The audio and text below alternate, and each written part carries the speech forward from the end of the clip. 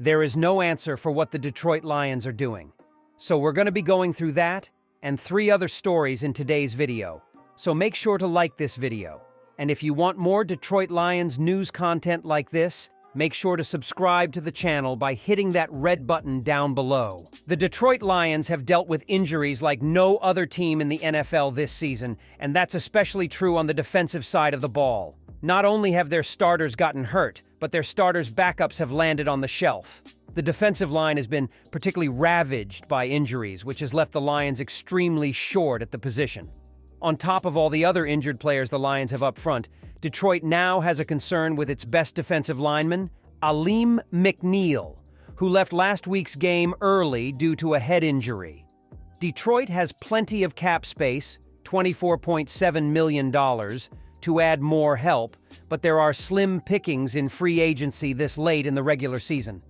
But Bleacher Report's Matt Holder still wants to see the Lions make a move, and he thinks the Lions should add veteran defensive tackle Mike Purcell in free agency.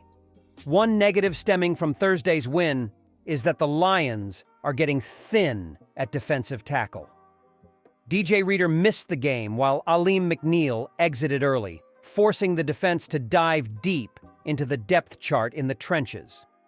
While Reader and McNeill could return to action soon, it'd be smart to add a veteran like Purcell to the practice squad at least. That would give the team another big-bodied option on the interior defensive line in case the injuries continue to pile up heading into the playoffs. A former undrafted free agent, Purcell hasn't played a snap in the NFL this season and was last with the New England Patriots before getting cut in late August. Prior to his brief stint in New England, Purcell spent 5 seasons with the Denver Broncos, and before that, 3 with the San Francisco 49ers. He started in 45 out of a possible 90 games during his career. Purcell isn't a needle mover by any stretch, but he would offer the Lions another body with starting experience. Detroit could sign him to the practice squad and elevate him as needed. Detroit's willingness to add more help will depend upon what's up with the other injured defensive linemen they have. Reader, Onwuzurike and Pascal all have a chance to return this week, but McNeill's status remains up in the air. The second story is Lions' Ben Johnson won't chase interviews for potential HC job. NFL insider Albert Breer has stirred up buzz in the football world with his recent insights into Ben Johnson's future as a potential head coach. The Detroit Lions offensive coordinator, widely recognized for his innovative play calling and offensive schemes, is expected to be a prime candidate for several head coaching roles. However, Breer noted that Johnson intends to take a unique and measured approach during this hiring cycle, signaling a shift in strategy compared to past opportunities. According to Breer, Johnson will not pursue interviews merely for the sake of exploration.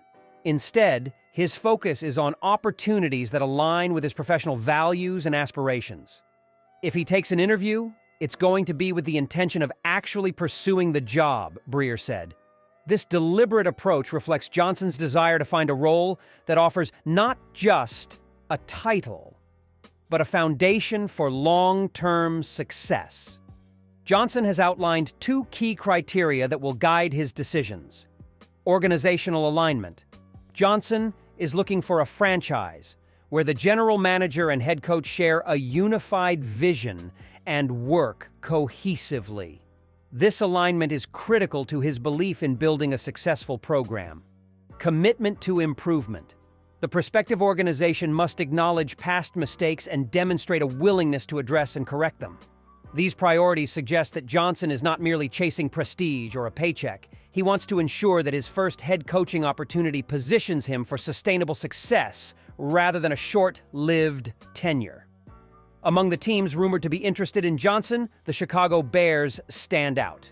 Their current coaching situation is in flux following the dismissal of Matt Eberflus, and their offensive struggles have left fans eager for a transformative leader like Johnson.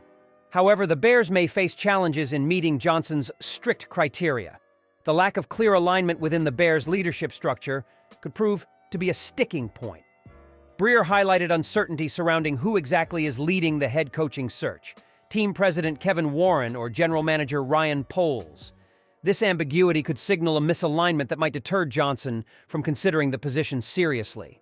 Furthermore, the handling of Eberflus's firing raises questions about organizational stability and vision, which are critical to Johnson's decision-making process.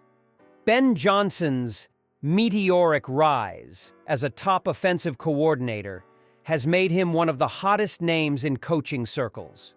Under his leadership, the Detroit Lions offense has blossomed into one of the NFL's most dynamic units. Johnson's ability to maximize talent, create innovative game plans, and adapt to different opponents has drawn admiration from across the league. For teams like the Bears, who are desperate for offensive innovation, Johnson represents a potential game changer. However, Breer's report suggests that Johnson is in no hurry to leave his current role unless the circumstances are ideal. This cautious approach not only underscores his commitment to finding the right fit, but also positions him as a candidate who values substance over flash. Albert Breer's reputation as a credible NFL insider lends significant weight to these rumors. His insights often come with a deeper understanding of the dynamics within certain organizations, particularly the Chicago Bears. Earlier this season, Breer reported Johnson's interest in the Bears' job if it were to become available, which aligns with current speculation. Still, Breer's latest remarks highlight that Johnson's interest is far from guaranteed. The Bears, or any other team vying for his services, must offer more than just an enticing contract. They'll need to demonstrate a clear vision, strong leadership, and a genuine commitment to creating an environment where Johnson can thrive. So the NFL season is coming to an end, but there is still playoff time and Super Bowl time, and we got our money actually on the Detroit Lions taking home that NFL Super Bowl for the 2025 season. And I bet using none other than BetUS, guys. They have the fastest payouts in the industry, and right now have 150% bonus on your first deposit, and then 125% bonus on your next two deposits up to $2,000 with code YouTube150.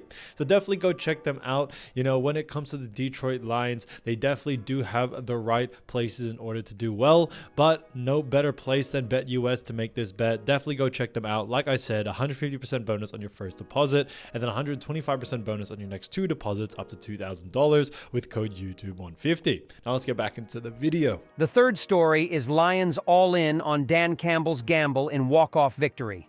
The Detroit Lions cemented their reputation as one of the NFL's most daring teams under head coach Dan Campbell with a bold decision that led to a dramatic walk-off victory against the Green Bay Packers. In the final moments of a tense game, Campbell's high-stakes gamble on 4th and inches from the Packers' 21-yard line paid off, sealing a 34-31 win that not only continued Detroit's remarkable season, but also clinched their second consecutive playoff berth, a feat the franchise hasn't achieved since the 1994-95 seasons.